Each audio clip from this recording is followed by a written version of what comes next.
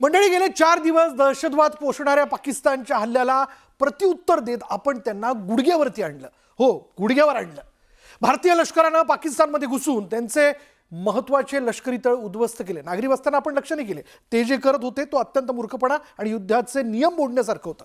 या कारवाईनंतर भारत आता ऐकणार नाही हे म्हटल्यानंतर जगाला अण्वस्त्र हल्ल्याची धमकी देत पाकिस्तानने अमेरिकेला मध्यस्थी करायला लावली. आता यात भारताबरोबर आम्ही हारलोय म्हणजे पाकिस्तान हरलाय हे थेट पाकिस्तानला सांगायची लाज वाटत असावी म्हणून त्यांनी अमेरिकेला पुढं केलं ही जगभरात चर्चा आहे. पण हे खरं पण आहे. पण मंडळी, पाकिस्तान हा विश्वास ठेवण्यालायक देश नाही हे सबंध जगाला लक्षात आलंय. अण्वस्त्र हल्ल्याची धमकी देऊन पाश्चिमात्य देशांवर दबाव टाकणाऱ्या पाकिस्तानला हे हल्ले करणं सहज शक्य नाही हे पाकिस्तानलाही ठाऊक आहे. त्यांच्या केवळ त्या वल्गना आहेत आणि पोकळ धमक्या. पण हल्ले करू असंही म्हणायचं आणि शस्त्रसंधी करून दहशतवादही पोसायचा ही पाकिस्तानची दुहेरी भूमिका. येणाऱ्या काळात भारताला आणखीन कठोर भूमिका घ्यावी लागणार हे निश्चित आहे. पण आत्तापर्यंतच्या घडामोडीनंतर काही महत्त्वाचे प्रश्न या ठिकाणी उपस्थित होत आहेत. त्याबद्दल आज आपण खरं तर चर्चा करणार आहोत आणि या चर्चेमध्ये वेगवेगळ्या बाजू आपण तपासण्याचा प्रयत्न करू. अर्थातच पाकिस्तान, अण्वस्त्र हल्ला आणि धमकी या विषयाला घेऊन याविषयी बोलण्याकरता नेहमीप्रमाणे आपल्या शोमध्ये काही मान्यवर पाहुणे आपल्यासोबत आहेत. आपल्याबरोबर ब्रिगेडियर सुनील गावपांडे आपल्यासोबत आहेत. मेजर मोहिनी गर्गे कुलकर्णी आपल्यासोबत आहेत. आंतरराष्ट्रीय घडामोडींचे अभ्यासक अनय जोगळेकर, शिवाय आणखीन एक आंतरराष्ट्रीय घडामोडींचे अभ्यासक शैलेंद्र देवळानकर हे आपल्याबरोबर आहेत. चला सुरुवात अर्थातच मी ब्रिगेडियर सुनील गावपांडे यांच्याकडनं करतोय. सुनील सर, सगळ्या जगभरात चर्चा आहे की अण्वस्त्र हल्ल्याची धमकी देत पाश्चिमात्य देशांवरती पाकिस्तानने दबाव टाकला आणि शस्त्रसंधी करायला लावली. पण आपण किती दिवस म्हणजे इतर देशांनी, आपण नाही, इतर देशांनी या धमकीला घाबरायचं आता काहीतरी करायला हवं असं वाटत नाही का? ही पाकिस्तान नेहमी एका प्रकारची गिदड धमकी देण्याचा प्रयत्न करतोय अनेकदा, पण त्यांच्याजवळ ती कुवत नाहीये की ते त्याच्यावरती पाऊल उचलतील. बरोबर. आता त्यांनी काल त्यांनी जे काही केलं आपण जे वाचलंय आणि मीडियामध्ये जे कव्हर झालंय ज्याच्यावरून आपल्याला कळतंय, त्यांनी काय केलंय की ते अंदरुनी मार्गाने जाऊन त्यांनी अमेरिकेशी चर्चा केली आहे. त्यांच्याजवळ घुटणे टेकले, त्यांच्याजवळ त्यांनी लिटरली म्हणजे अक्षरशः भीक मागितली की कसे करून संधी घडवून आणा. आता या बोलण्यामध्ये त्यांनी अण्वस्त्राचा शब्द वापरला किंवा याची काही बाजू मांडली ते अजून क्लिअर नाही आहे आणि त्याच्यावर या क्षणी बोलणं वेगळं ठरेल, कारण याच्यावरती सध्या असं काही आपल्या यंत्रणेकडून देखील आलेलं नाहीये आणि मला नाही वाटत की ते याच्यावर बोलतील, कारण त्यांना याचं माहित आहे की याच्यावर त्यांनी बोललं आणि काही केलं तर त्याच्यावरती त्यांचे किती भयंकर परिणाम होतील त्यांच्यावर. कारण आज जे संध्याकाळी DGMOचं जे ब्रीफिंग झालंय त्यांनी त्याच्यात अति स्पष्ट केलंय की जर तुम्ही आता आज रात्री किंवा काही अजून असं चुकीचं पाऊल उचललं तर काय punitive action will be very fierce. तर त्याच्यामुळे इमिजिएटली किंवा लगेचच आपले जे शत्रू आहे पाकिस्तान आहे अण्वस्त्राबद्दल असा काही विचार करेल असं मला सध्या वाटत नाही. ते घाबरलेले आहे. ते आपल्याला थोडं बहुत म्हणजे काही भीती दाखवण्याचा प्रयत्न करतील किंवा अजून काही त्यांचे जे शस्त्र आहे ते वापरण्याचा प्रयत्न करतील, पण अण्वस्त्राचा वापर करण्यासाठी सध्या ते करू शकत नाही या नजदीकच्या काळामध्ये. शैलेंद्र देवळानकर यांना मला विचारायचं आहे. शैलेंद्र, आपण बघतोय की अण्वस्त्र हल्ल्याची धमकी देत पाकिस्तानने पाश्चिमात्य देशांना ब्लॅकमेल केलं का? त्यांना माहिती आहे हे करणं शक्य नाही, पण केवळ पोकळ धमकी द्यायची. हे विशाल अगदी खरं आहे. हे केवळ आता नाहीये. साधारणतः 1998 मध्ये पाकिस्तानने भारताने पोखरणमध्ये आपलं सेकंड न्यूक्लिअर टेस्ट केल्यानंतर स्वतःला अण्वस्त्रधारी देश म्हणून घोषित केलं आणि त्यानंतर आपण स्वतःला तात्काळ आपलं एक न्यूक्लिअर डॉक्ट्रिन पण घोषित केलं. त्यामध्ये आपण स्पष्टपणे हे सांगितलेलं आहे की जोपर्यंत आमच्यावरती अण्वस्त्रांनी हल्ला होणार नाही तोपर्यंत आम्ही प्रतिहल्ला करणार नाही. म्हणजे आमचा जो एकूण न्यूक्लिअर प्रोग्राम आहे, वेपन प्रोग्राम आहे, हा प्रामुख्याने रिटॅलिएशनसाठी आहे, म्हणजे परत हल्ला करण्यासाठी आहे. हा पहिला हल्ला करण्यासाठी नाहीये. त्यानंतर पाकिस्तानने तात्काळ पुन्हा न्यूक्लिअर टेस्ट करून स्वतःला घोषित केलं की आमच्याकडे देखील अण्वस्त्र आहेत, मात्र पाकिस्तानने अण्वस्त्र धोरण घोषित नाही केलं. हे लक्षात ठेवा. 2 अण्वस्त्रधारी देश त्याच्यापैकी एक जण अण्वस्त्र धोरण घोषित करतो. आपल्या संसदेमध्ये तत्कालीन पंतप्रधान अटल बिहारी वाजपेयी यांनी हे धोरण वाचून दाखवलं आणि पहिल्यांदा भारतात कोणाचाही दबाव नव्हता हे धोरण तयार करण्यासाठी, पण भारत स्वतः जबाबदार देश आहे, तर भारताने धोरण करून केलं. मात्र पाकिस्तानने असं कोणतंही धोरण घोषित केलेलं नाहीये आणि या 2 दशकांमध्ये अनेक पाकिस्तानच्या मंत्र्यांनी उघडपणे धमकी दिलेली आहे की जर ह्या दहशतवादी हल्ल्यांचं प्रत्युत्तर हे भारताकडनं दिलं गेलं तर आम्ही अण्वस्त्रांचा उपयोग करू. इथपर्यंत झालं होतं की हे अण्वस्त्र काय छातीवर ओढून कबरीमध्ये घेऊन जायचे आहेत का, इथपर्यंत त्यांच्याकडनं वक्तव्य आलेले होते आणि सातत्याने दिले गेलेले वक्तव्य आहेत. आणि या पद्धतीने तुम्ही जो शब्द वापरला ब्लॅकमेलिंग, याच प्रकारचं ब्लॅकमेलिंग ते करत आले आणि त्यामुळे काय झालं की भारताला एक स्ट्रॅटेजिक रिस्ट्रेन ज्याला म्हणतो सामरिक संयम हा पाळावा लागला. तो यासाठी पाळावा लागला, याचं कारण असं होतं की दोघांकडे अण्वस्त्र होती. या अण्वस्त्रांमध्ये आणि भारत हा जबाबदार देश आहे, तर पाकिस्तान हा बेजबाबदार देश आहे. त्यामुळे आजच्या वेळेला जर भारताकडनं प्रतिहल्ला झाला तर पाकिस्तान त्याचं प्रत्युत्तर अण्वस्त्राने देऊ शकतं. त्यामुळे भारताला सातत्याने संयमाचं धोरण हे भारताने घेतलेलं होतं आणि म्हणून याचा फायदा पाकिस्तानने उचलला आणि म्हणून आपल्या संसदेपासून तर अगदी पहलगाम पर्यंत सातत्याने ते आपल्यावरती हल्ले करत गेले आणि त्यांना कल्पना आहे की भारत कधीही त्याचं प्रत्युत्तर देणार नाही. मात्र आपण असं बघतो की साधारणतः गेल्या काही वर्षांमध्ये पाकिस्तानच्या या स्ट्रॅटेजिक रिस्ट्रेन संदर्भातल्या धोरणामध्ये आपण ड्रास्टिकली बदल केला. आपण तो बदल करून त्या सायकोलॉजिकल प्रेशर मधनं, त्या मानसशास्त्रीय दबावातनं आपण बाहेर आलो. सातत्याने या ब्लॅकमेलिंगच्या राजकारणातून आपण बाहेर आलो आणि आपण आता लक्ष्मण रेषा ड्रॉ करायला सुरुवात केली, ज्याला ड्रॉइंग द रेड लाईन्स असं आपण म्हणतो. त्यांनी सांगितलं की आम्ही हे घाबरत नाही अणु युद्धाला वगैरे कोणत्या गोष्टीला. तुम्ही जर आम्हाला अशा स्वरूपाने दहशतवादी हल्ला केला किंवा दहशतवाद्यांना समर्थन दिलं आणि तुमच्या पुरस्कृत संघटनाने जर भारतामध्ये दहशतवादी हिंसाचार केला तर आम्ही तात्काळ त्याची रिॲक्शन देऊ. आणि म्हणून मग आपण यापूर्वी 2दा, एकदा सर्जिकल स्ट्राईक केला, एकदा एअर स्ट्राईक केला. त्यामुळे पहिल्यांदा आपण केंद्र सरकारचं यासाठी आभार मानलं पाहिजे आहे की हा जो स्ट्रॅटेजिक रिस्ट्रेन नावाचा सायकोलॉजिकल दबाव होता, त्या दबावामधनं भारताने पहिल्यांदा बाहेर येऊन जशाच तसं उत्तर द्यायला सुरुवात केली. आता आपण असं बघतो की साधारणतः गेल्या 2 दशकांमध्ये पाकिस्तानच नाही तर असे काही रोग स्टेट आहेत की ज्यांनी अण्वस्त्रांचा वापर एक साधन म्हणून करायला सुरुवात केला. काही देशांनी ब्लॅकमेल, जसं पाकिस्तान सारखं आहे बघा, काश्मीरच्या प्रश्नावर अणुयुद्ध होऊ शकतं, त्यामुळे जगाने लक्ष घालणं गरजेचं आहे, युनायटेड नेशन इंटरव्हेन करणं गरजेचं आहे, अमेरिकेने इंटरव्हेन करणं गरजेचं आहे.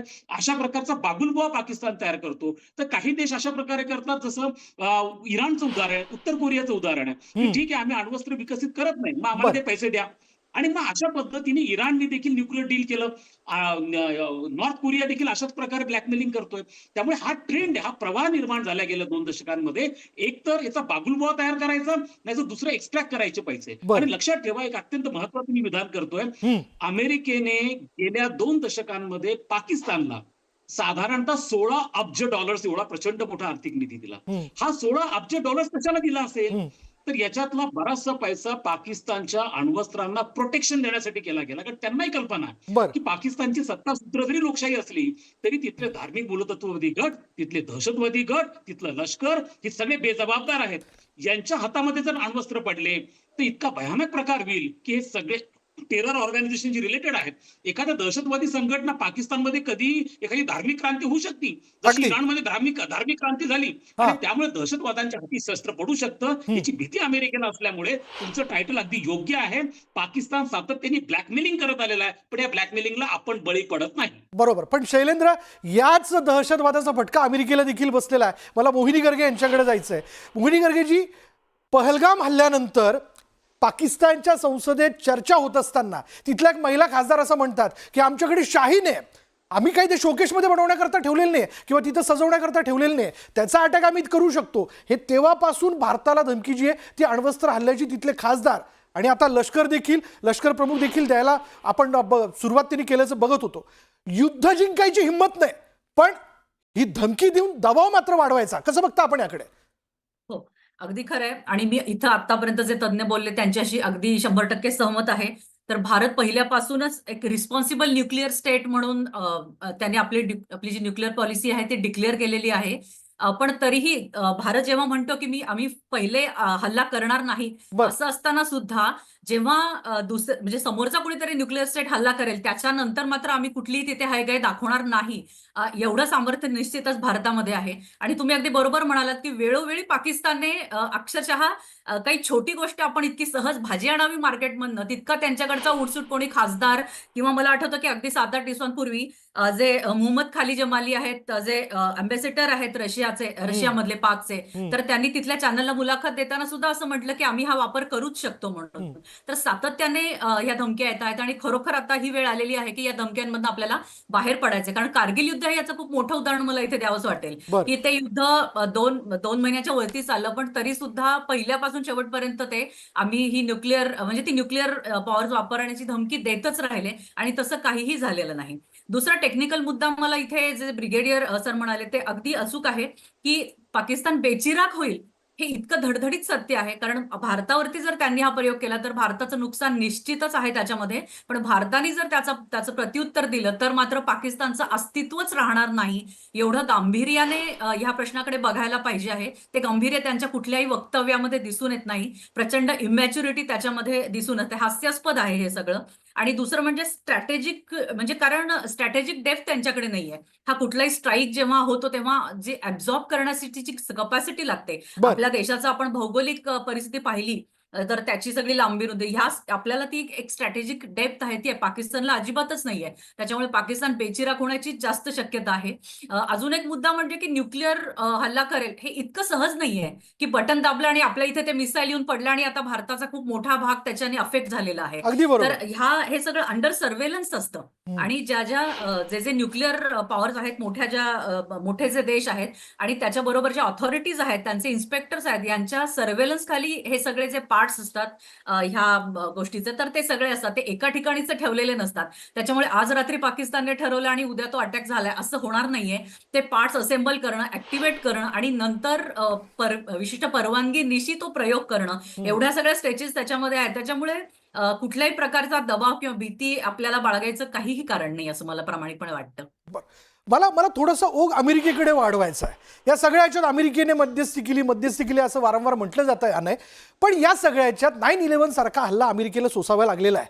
म्हणजे त्यांना सुद्धा मोठा धक्का बसला. त्यानंतर तोच त्या 9/11चा जो काही म्होरक्या होता तो पाकिस्तानमध्ये सापडला, ओसामा बिन लादेन, हे अमेरिकेला माहिती आहे. असं असतानाही अमेरिकेने त्यांना आर्थिकदृष्ट्या मदत करावी आणि आता पुन्हा यापुढे जाऊन जर काही यांनी अण्वस्त्र हल्ल्याचा निर्णय घेतला तर मात्र काहीतरी भयंकर होऊ शकतं. या विचाराने मध्यस्थी करण्यासाठी एक पाऊल पुढे टाकावं. किती दिवस हे चालणार आहे? पाश्चिमात्य देशांनी तरी पाकिस्तानच्या या सगळ्या दबावाला दाद द्यावी का? मला असं वाटतं एक गोष्ट आपण समजून घेणं आवश्यक आहे. भारत आणि पाकिस्तान यांच्यामध्ये मूलभूत असा फरक आहे की स्वातंत्र्यानंतर सातत्याने पाकिस्तान हा एक क्लायंट स्टेट म्हणजे बाजारात जे देश खरेदी विक्रीला उपलब्ध असतात असा देश राहिलेला आहे. आणि त्यामुळे पहिले ब्रिटन असेल, मग अमेरिका, मग कधी चीन, कधी सौदी अरेबिया जो पैसे देईल आणि आंतरराष्ट्रीय राजकारणात ज्या महासत्ता असतात त्यांना कोणाला तरी देशाला हाताशी धरून त्यांच्या ज्या कारवाई असतात, कधी इराणमध्ये असेल, कधी अफगाणिस्तानमध्ये असेल, कधी सोव्हिएट रशिया विरुद्ध असेल किंवा अन्य चीन विरुद्ध असेल, असं करायला असे देश लागतात. पाकिस्तान त्याच्यासाठी तयार आहेत. आपण जेव्हा आपली आणि पाकिस्तानची तुलना करतो तेव्हा आपण एक गोष्ट लक्षात घेतली पाहिजे की आपण कधीही एक क्लायंट स्टेट ना रशियाचा, ना अमेरिकेचा, ना अन्य कोणत्याही देशाचा. त्यामुळे जेव्हा आपण स्वतःला पाकिस्तानच्या कॅटेगरीत बसवत नाही तेव्हा ही गोष्ट समजून घेतली पाहिजे की आंतरराष्ट्रीय मोठ्या सत्तांकडनं भारत आणि पाकिस्तानला वेगळी वागणूक मिळणार. पाकिस्तानने जेव्हा स्वतःला बाजारात विकायला काढलंय आणि त्यामुळे कितीही दहशतवादी हल्ले केले तर सुरुवातीच्या काळात कधी रशिया विरुद्ध, कधी अफगाणिस्तान, कधी इराण विरुद्ध आपणच कोणत्या तरी महासत्तेला मदत करू शकतो, कधी अरब देशांना भाड्याचे सैनिक पुरवू शकतो. या कारणाखाली पाकिस्तान या देशांची मदत मिळवतो. त्याच प्रकारे पाकिस्ताननी हे कर्ज मिळवलेलं आहे. पण गेल्या काही वर्षांमध्ये पाकिस्तानची उपयुक्तता सगळ्याच देशांसाठी, अगदी चीनसाठीही अगदी संपुष्टात आली नसली तरी ती बऱ्यापैकी कमी झालेली आहे. पण जेव्हा आपण भारत आणि पाकिस्तान यांच्यातल्या संघर्षाचा विचार करतो तेव्हा पाकिस्तानच्या भारतात हे दोन बाण आहेत. पहिलं एक त्यांचं अण्वस्त्र आणि त्यांची जी सातत्याने धमकी देणं की जरा काही झालं की आम्ही आमच्या अण्वस्त्रांचा प्रयोग करू, ते आपण आता एक आपली रेड लाईन आहे ती आणखीन वाढवलेली आहे की याच्या पुढे जर तुम्ही दहशतवादी हल्ला केलात तर ती एक युद्ध म्हणजे ऍक्ट ऑफ वॉर असं धरलं जाईल आणि त्याचं उत्तर द्यायचं स्वातंत्र्य पूर्णतः आपण आपल्या सशस्त्र दलांना, आपल्या सैन्य दलाला दिलेला आहे. म्हणजे हा राजकीय निर्णय नाहीये, हा सैन्य दलांचा निर्णय आहे की काय करायचं, कसं करायचं, कुठे हल्ला करायचा. आणि दुसरा मुद्दा आहे की पाकिस्तानची जी राजकीय एक पोझिशन आहे या सगळ्या देशांच्या मध्ये, कारण पाकिस्तानचं स्थान जगात खूप महत्वाचं आहे. म्हणजे अनेक महासत्तांच्या बेचक्यात हा देश आहे आणि त्यामुळे त्याची उपयुक्तता आगामी काही काळासाठी तरी ती राहणार आहे, कधी चीनसाठी, कधी अमेरिकेसाठी. आणि त्यामुळे भारताला या गोष्टी सहन करत जगावं लागणार आहे, ही वस्तुस्थिती आहे. मला सुनील गावपांडे यांच्याकडे यायचंय. सुनील सर, शस्त्रसंधी तर आपण केली, पण हे तितकंच खरं की पाकिस्तान हा काही विश्वास ठेवण्यालायक देश नाहीये. म्हणजे कधी तो त्याची भूमिका, वेगळ्या पद्धतीची भूमिका, युद्धाची भूमिका तो समोर आणू शकतो. पुढे काय, कसं बघता?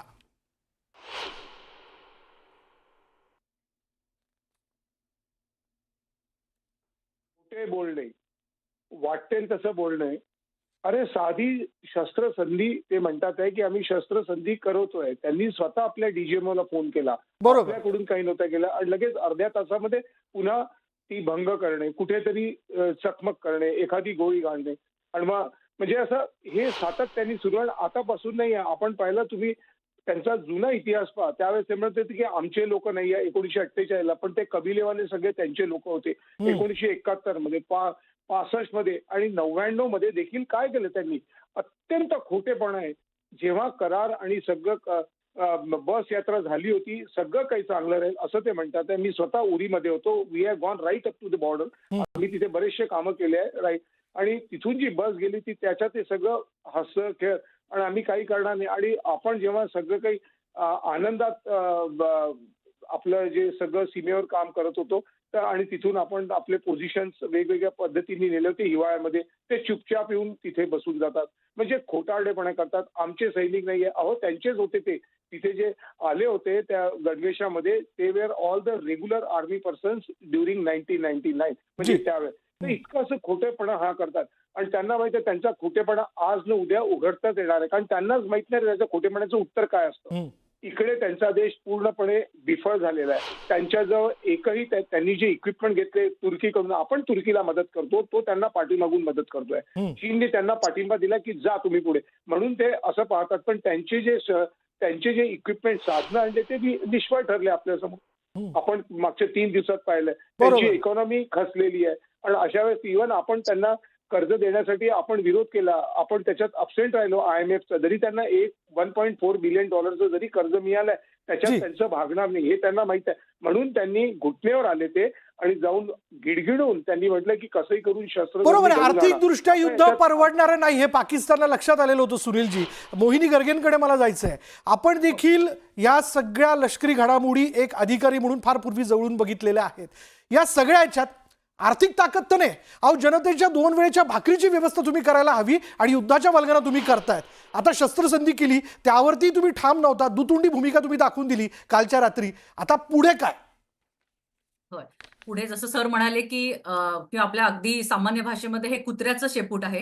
त्याच्यामुळे आपल्याला आपला शेजारी कधीही बदलता येणार नाहीये हे वास्तव आहे आणि आपल्याला त्याला सहन करत राहावं लागणार आहे. हे सुद्धा आपण स्वीकारलं पाहिजे. पण त्यामध्ये मला असं वाटतं की भारताने ज्या प्रकारे सामर्थ्यशाली एक संरक्षण दलांची आतापर्यंतचं जे एक प्रदर्शन दाखवलेलं आहे ते स्वतंत्र आहे, कुठल्याही दबावाखाली नाहीये. त्याच्यानंतर कुठूनही कर्ज घेऊन त्याने ते केलेलं नाहीये. त्याच्यामुळे हे जे भारताचं रूप आहे हे साहजिकच खूप पाकिस्तानसाठी घाबरवणार आहे. मला इथे अजून एक मुद्दा मांडावासा वाटतो की मुळात राष्ट्र म्हणूनच ते अपयशी ठरलेलं आहे. बरं. आणि ह्या जे आपण जनरल मुनीर जे बोलले पहलगाम हल्ल्याच्या आधी, तर ते इतकं भाषण स्पष्ट आहे, त्याच्यातनं त्यांचे इरादे इतके स्पष्ट होत आहेत, म्हणजे झाले आहेत ऑलरेडी, की धर्माच्या आधारावरती कसं ते राष्ट्र आहे. आणि आपण न्यूक्लिअर बॉम्ब विषयी बोलताना मला हे जुल्फिकार अली भुट्टोचं सुद्धा वाक्य आठवलं की आम्ही गवत खाऊन राहू पण आम्ही न्यूक्लिअर पॉवर मिळवणारच. तर हा जो कुठेतरी जो हेतू आहे, मूलतत्ववादातनं जो वरती आलेला हेतू आहे, मुळात भारताच्या मुळावर उठण्यासाठीचा जो पहिल्यापासूनचा त्यांचा हेतू आहे, हा पुन्हा पुन्हा पुन्हा समोर येत राहणार. त्याच्यामुळे ऍक्ट ऑफ वॉर जो आपण निर्णय घेतलेला आहे तो अतिशय चांगला निर्णय आहे. कारण या ऍक्ट ऑफ वॉर मध्ये म्हणजे आतापर्यंत ज्या छोट्या मोठ्या चकमकी असतील, काही हल्ले, काही आक्रमणं, आता त्याच्यात आपल्याला अडकून पडायचं नाहीये. तर आपल्या शांतीसाठी किंवा आपल्या सुरक्षिततेला तडा जाईल असं कोणतंही छोटंही कृत्य जेव्हा पाकिस्तानकडनं होईल तर त्यावेळेला आपण, म्हणजे होतंय खरं तर एकीकडे, त्यावेळेला आपण त्यांना मजबूत असा उत्तर देण्यासाठी तयार आहोत, सक्षम आहोत. अशी जी संरक्षण दलांची भूमिका आहे आताची ती अतिशय योग्य आहे. त्याच्यामुळे सीज फायर हे काही फार काळ राहणार नाहीये. आणि युएसने पण सगळे प्रयत्न करून झालेत. तर एकीकडे असंही वाटतं की ते तोंडावर पडल्यासारखं आहे. आणि त्यांनाही खरं तर हे आतून माहितीये की पाकिस्तानचा मूळ स्वभाव काय, फितरत काय आहे पाकिस्तानची, त्यांनाही चांगलंच माहिती आहे. आणि हे तुम्ही कितीही प्रयत्न करा, पण आणि हा जो थ्रेट आहे मुळात, हा दहशतवादाचा जो राक्षस आहे किंवा सुरुंग आहे, फक्त भारतापुरता मर्यादित नाहीये. हा ग्लोबल थ्रेट आहे. हे बरोबर. इतर राष्ट्रांनाही माहिती आहे. त्याच्यामुळे चीन, तुर्की यांची अतिशय कठोर निंदा मी या ठिकाणी करते, की तुम्ही त्यांना पाठिंबा जो जाहीर केलेला आहे, तो त्याचा परिणाम काय होणार आहे. केवळ आपण मटेरियलिस्टिक किंवा व्यापारी दृष्टिकोनातनं, जसे सर म्हणाले, की हा पाकिस्तान हा सगळ्यांकडनं घेण्यासाठीचा गिराईक झालेला आहे. तर बरोबर. केवळ त्या दृष्टिकोनातनं जर तुम्ही मदत करत असाल, तर ते एक मोठं जागतिक पाप आहे खरं तर. बरोबर. सो ह्याच्यातनं आपण शिकून ही जी आपण सामर्थ्यशाली भूमिका आहे ती कंटिन्यू केली पाहिजे पुढे सुद्धा. मला शैलेंद्र आपल्याकडे यायचंय. मोहिनीताईंनी एक फार महत्वाच्या मुद्द्याला हात घातला. अहो, जे तुर्कस्तान, त्यांच्याकडे भूकंप झाला त्या कालावधीत आपण आपल्याकडनं ठोस अशी मदत पाठवली. हे अझरबैजान, ज्या ठिकाणी तिथलं पर्यटन फुलवण्यामध्ये किंवा त्या पर्यटनातला त्यांच्या मिळकतीचा सगळ्यात मोठा टक्का जो आहे तो भारतीय पर्यटकांचा आहे, असं असतानाही दोन देश पाकिस्तानला या सगळ्या घडामोडींमध्ये पाठिंबा देतात. यापुढे आपण यांच्या बाबतीत, अशा देशांच्या बाबतीत आपली भूमिका ही ठाम आणि कडक ठेवायला हवी का? नाही, मला असं वाटतं की भारताने तुर्कस्तानमध्ये भूकंप झाल्यानंतर ऑपरेशन दोस्त राबवलं, ते आपल्या संस्कृतीला साजेसं होतं. बरोबर. आणि जे तुर्कस्ताननी केलेलं आहे ते त्याच्या संस्कृतीला साजेसं आहे असं आपल्याला म्हणावं लागेल. एक बाब विशालजी लक्षात घ्या, 193 देश आंतरराष्ट्रीय समुदायामध्ये आहेत. त्यापैकी 53 इस्लामिक देश आहेत. या 53 पैकी एक टर्की आहे आणि दुसरा अझरबैजान आहे. हे दोन देश पाकिस्तानला उघडपणे समर्थन देतात.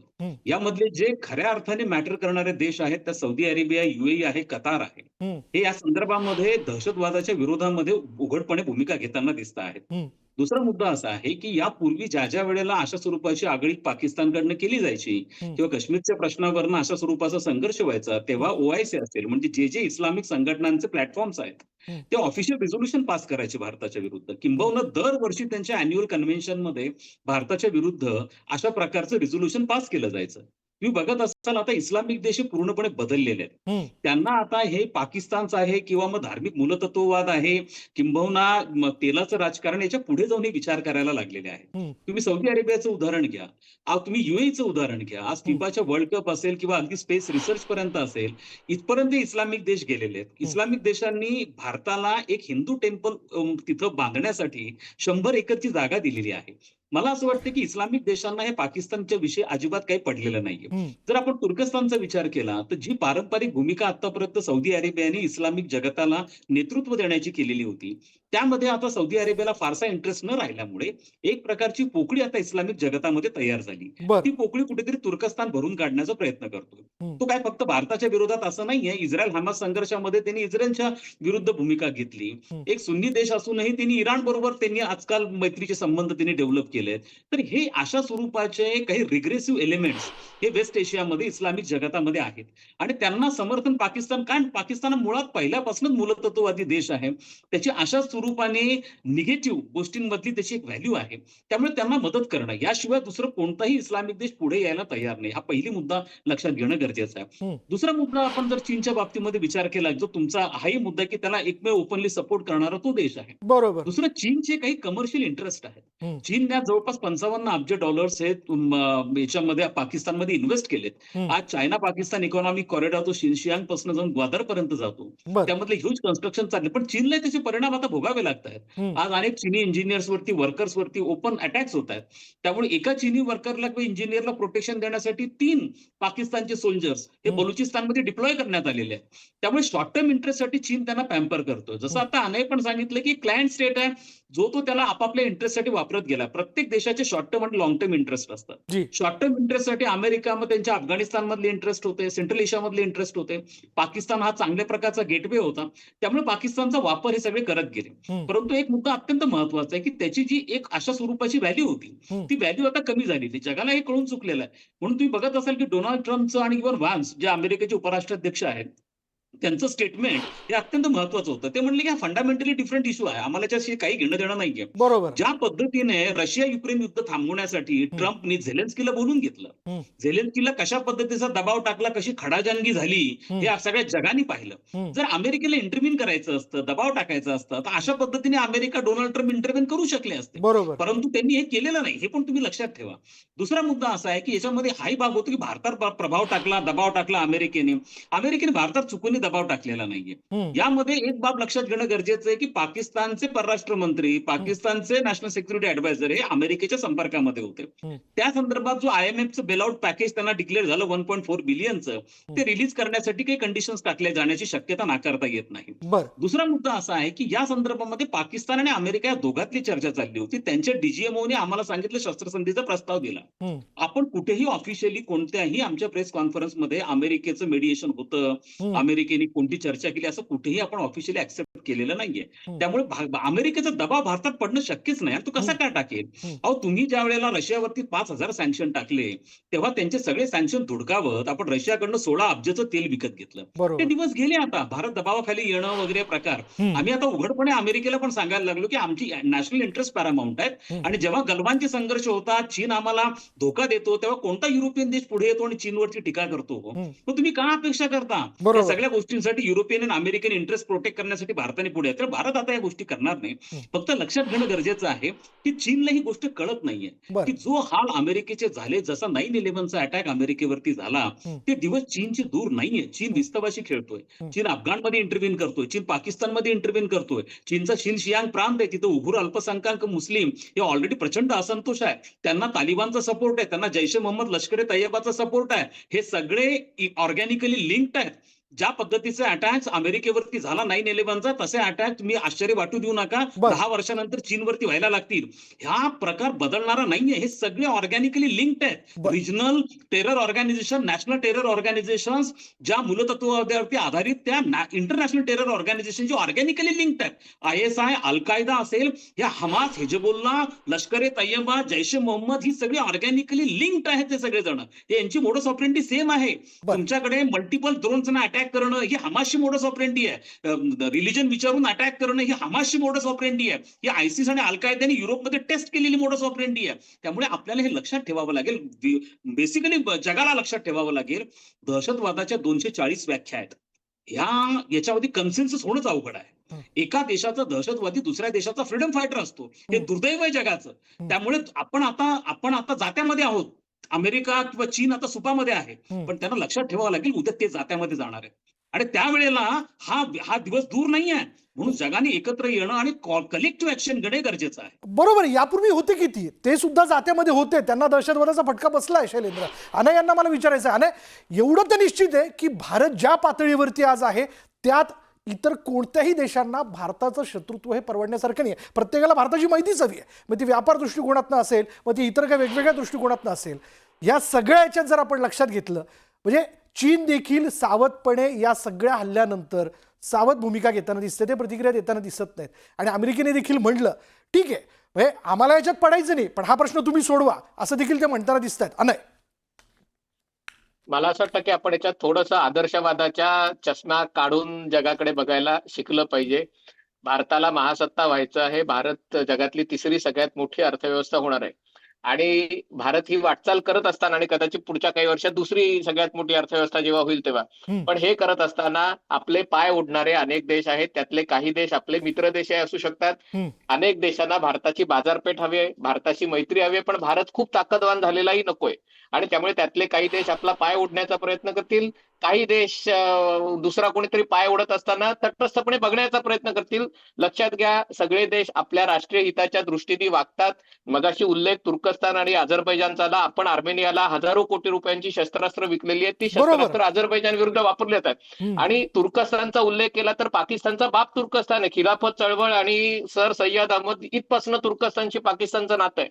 आणि त्यामुळे हे देश त्यांच्या राष्ट्रीय हिताच्या दृष्टीने गोष्टी करणार. त्यांना कशा प्रकारे थांबवायचं, त्यांना आपल्या भारतीय पर्यटक, भारतीय चित्रपट निर्माते तिथे जात आहेत, तसं कसं रोखायचं याची रणनीती आपण आखू शकतो. पण सगळं जग आपल्या मनाप्रमाणे वागेल या गोष्टीतनं आपण बाहेर आलं पाहिजे. दुसरी गोष्ट मला असं वाटतं की भारत आता आंतरराष्ट्रीय स्तरावर एका नवीन प्रकारचा युद्ध प्रयोग आपण आता केला आणि त्याच्यात आपण यशस्वी झालो. याच्यातला मूलभूत फरक आहे पाकिस्तान आणि आपला, म्हणजे पाकिस्ताननी हे जे काही चकमक झाली ती जी लढली ती सगळी आयात केलेल्या शस्त्रास्त्रांवर लढली. भारतालाही जी शस्त्रास्त्र आहेत त्यातली काही शस्त्रास्त्र रशिया, इस्रायल, फ्रान्स या देशांकडनं विकत घेतली होती, काही आपण एकत्र बनवली होती. पण गेल्या 4-5 वर्षात जो मोठा बदल झालेला आहे की हे ड्रोन्स असो किंवा मग क्षेपणास्त्र असो, सगळ्या गोष्टी आपण मेक इन इंडियाच्या अंतर्गत अनेक गोष्टींची निर्मिती भारतात करायला लागलेलो आहोत.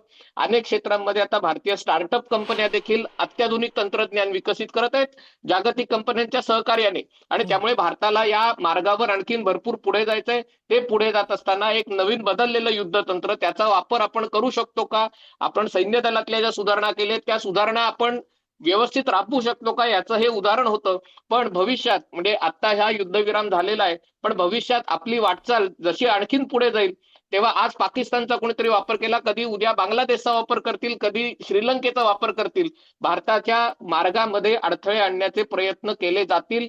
त्यांना जे कोणी आडवे येतील त्यांना तुडवूनच आपल्याला पुढे जावं लागेल, आणि हीच वाटचाल असणार आहे, आणि त्याच्यासाठी आपण देश म्हणून एकत्र असणं आवश्यक आहे. मेजर मोहिनी, या सगळ्याचे एक महत्त्वाच्या आजच्या दिवसातला अपडेट तुमच्यापर्यंत देखील पोहोचलं असेल. ठीक आहे, चर्चा DGMOने त्यांच्या आपल्याला फोन केला, आपण देखील त्या गोष्टीला प्रतिसाद देऊ केला. कारण ठीक आहे, आपण सुसंस्कृत देश आहोत, काही नियम आपण देखील पाळतो. आता चर्चा करायची म्हटल्यानंतर आता काश्मीरचा मुद्दा पुढे येईल. अमेरिका असं म्हणतोय की काश्मीरच्या मुद्द्याला घेऊन आम्ही काय असेल तो तोडगा काढू. पण आपल्याकडनं थेट सांगण्यात आलेलं आहे की पाकव्याप्त काश्मीर हा आमच्याकडे मिळाला तर आम्ही पुढे चर्चा करायला तयार आहोत. तर आपणही आता असं ठरवलंय, चर्चा करायची असेल तर या ठोस मुद्द्यांवरती द्यायचं काहीच नाही, घ्यायचं. अगदी बरोबर आहे.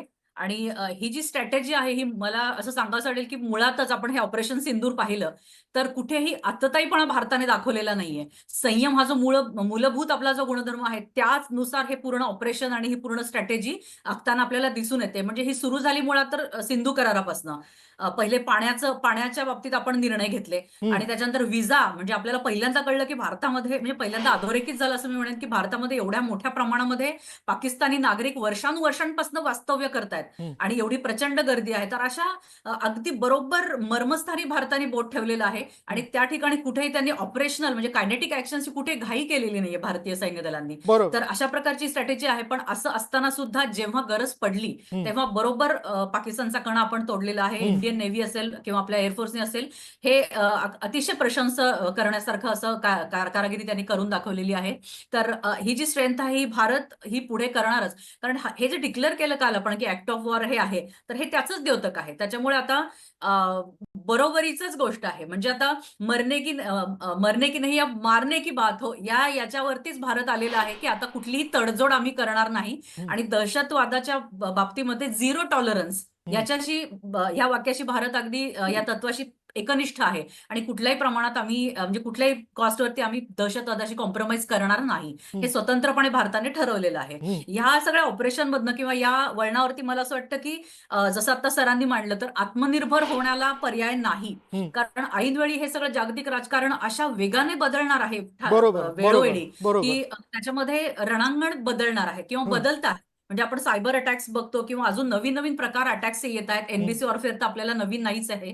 तर ह्याच्यामध्ये काहीही सांगता येत नाही की कोण कोणाचा हात धरेल आणि कोण कोणाला कसा उपयोग करून घेईल. तर याच्यामुळे आत्मनिर्भर होणं हा खूप मोठा मंत्र आहे आणि म्हणून आपण आपला फोकस आता ह्याच्यावरती वाढवला पाहिजे. म्हणजे जो आहेच ऑलरेडी मागचं जर दशक आपण पाहिलं तर ते आजचं जे ऑपरेशन आहे काही एका रात्रीच्या तयारीतनं झालेलं नाहीये. ह्याचा जो पूर्ण अभ्यास आहे, याच्या प्रॅक्टिसेस आहेत, तो फोकस दिसून येतोच. पण अशा पद्धतीने प्रत्येक गोष्टीमध्ये आपण आत्मनिर्भर कसं होऊ याच्याकडे आता प्राधान्याने आपण पाहिलं पाहिजे आणि तोच आजचा मंत्र आहे. त्याच्यानंतर अर्थकारणाचे सुद्धा जर काही आपण आडाखडे बदलले तर ते सुद्धा खूप महत्वाचं ठरेल. कारण रणक्षेत्र बदललेलं आहे. आता रणक्षेत्र असं नाहीये की एक युद्धाचं मैदान आहे, इकडनं हल्ला होतो आणि इकडनं हल्ला होतो, तेवढ्या पुरतं हे मर्यादित नाहीये ट्रॅडिशनल वॉर.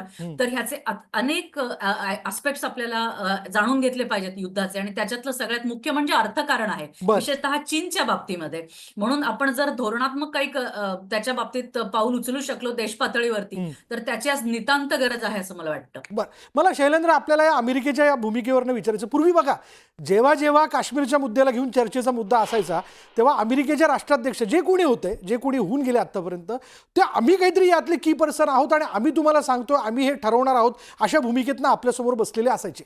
पण आज ती तशी परिस्थिती राहिलेली नाहीये का? कारण भलेही अमेरिका असं म्हणत असलो की आम्ही काश्मीरच्या मुद्द्याला घेऊन तोडगा काढू, पण एक पाऊल पुढे ठेवून भारत असं म्हणतंय पाक व्याप्त काश्मीर आम्हाला द्या, मग आम्ही चर्चा काय असेल ती यापुढे करू.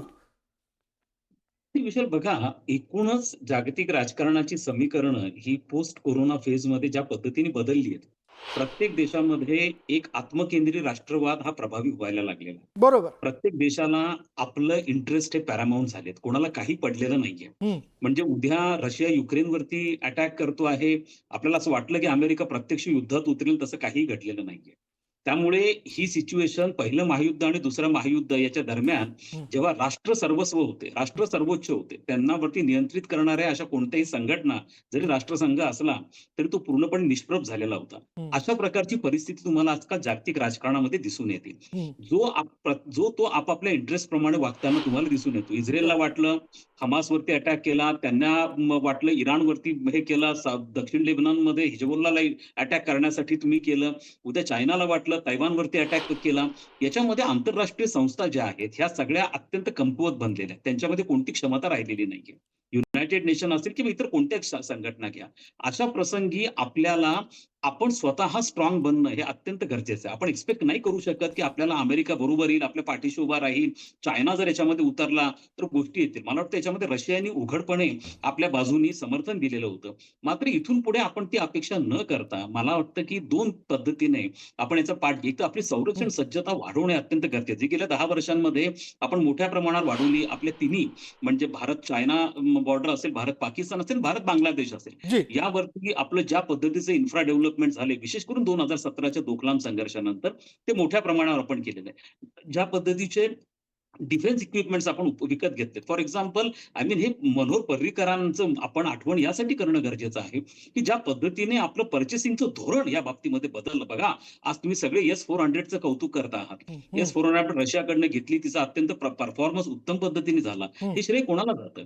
मनोहर पर्रीकरांपासून ज्या पद्धतीने आम्ही आमची पर्चेसिंग पॉलिसी बदलली, बरं. आज ज्या पद्धतीने आमच्याकडे इक्विपमेंट्स आहेत, या अँगलने आम्ही स्वतःला सक्षम बनवणं हा पहिला मार्ग.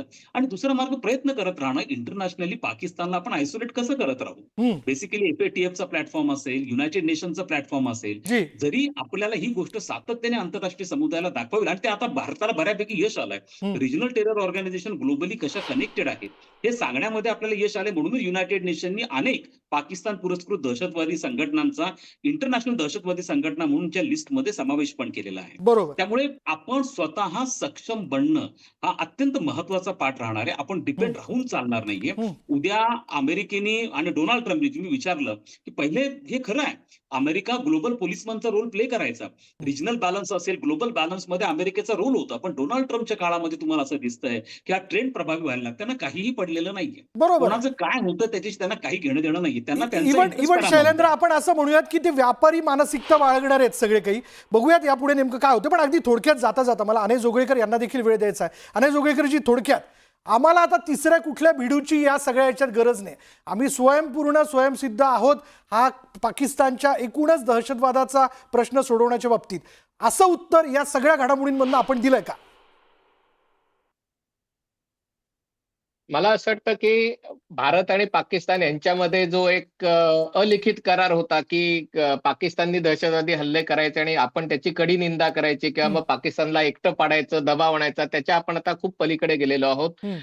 गेल्या काही वर्षात भारताची अर्थव्यवस्था पाकिस्तानच्या 10 पट आणि भारताचा लष्करावरचा खर्च हा पाकिस्तानच्या एकूण बजेटच्या 5 ते 7 पट एवढा जास्त झालेला आहे. आणि त्याचा परिणाम असा दिसलेला आहे की आपली सैन्य दलं अधिकाधिक व्यावसायिक होत आहेत आणि त्याच्यामुळे ज्या प्रकारे आपण ज्या आत्मविश्वासपूर्ण आपण पाकिस्तानशी वागलो, आता थोड्याच वेळापूर्वी तिन्ही DGMOची जी पत्रकार परिषद झाली त्याच्यात त्यांनी अतिशय क्लिनिकली सांगितलं की कशा प्रकारे टार्गेट निवडली गेली, कशा प्रकारे हल्ला केला गेला, कशा प्रकारे कोलॅटरल डॅमेज टाळलं गेलं.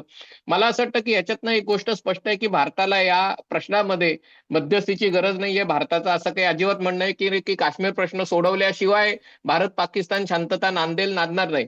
भारताने पाकिस्तानला एक अल्टिमेटम दिलेलं आहे की बघा, आतापर्यंत तुम्ही एका पद्धतीने वागला होतात आणि आम्ही ते सहन केलं होतं, यापुढे ते सहन केलं जाणार नाही आणि तुम्ही जरी अण्वस्त्र हल्ल्याची धमकी दिलीत तरी त्याचा उपयोग होणार नाही. पण हे करताना अजूनही आपली ताकद बरीच वाढवायची गरज आहे. आता आपण पाकिस्तानपेक्षा सरस ठरलो, पण पाकिस्तानवर युद्धबंदी लादण्याची ताकद अजून आपल्याकडे आलेली नाहीये. ती आपल्याकडे पुढच्या 5-6 वर्षात येईल अशी मला अपेक्षा आहे. आणि त्यामुळे आपल्याला अजूनही बरंच काम करायचं आहे. जी. आपल्या तिघांचे धन्यवाद. आपल्याबरोबर अर्थात या चर्चेमध्ये सुनील गावपंडे सर देखील होते. आपलेही धन्यवाद. महत्त्वाचा मुद्दा या सगळ्याच्यात आपण मांडलेला, आपण स्वयंसिद्ध स्वयंपूर्ण आहोत. यापुढे शस्त्रसंधीचा मुद्दा, शस्त्रसंधी जरी झालेली असली तरी पाकिस्तान केव्हाही काही करू शकतं आणि त्याला सडेतोड उत्तर आपण यापूर्वी दिलंय आणि यापुढेही देण्याची ताकद ठेवतो, हे पाकिस्तानने लक्षात ठेवावं आणि त्यानंतरच पाकिस्तानने पुढली आगळीक करण्याची हिंमत करावी. मंडळी, आपण वाट बघतोय की पाकिस्तान नेमकं पुढे काय करतं, पण ते करणार नाही असं अपेक्षित आहे. पण अण्वस्त्र हल्ल्याची धमकी देऊन तुम्ही इतरांनाही दहशतीत ठेवू शकत नाही, कारण ते तेवढं सोपं नाही आहे. आम्ही तुमच्यावरती लक्ष ठेवून आहोत, एवढंच लक्षात ठेवा.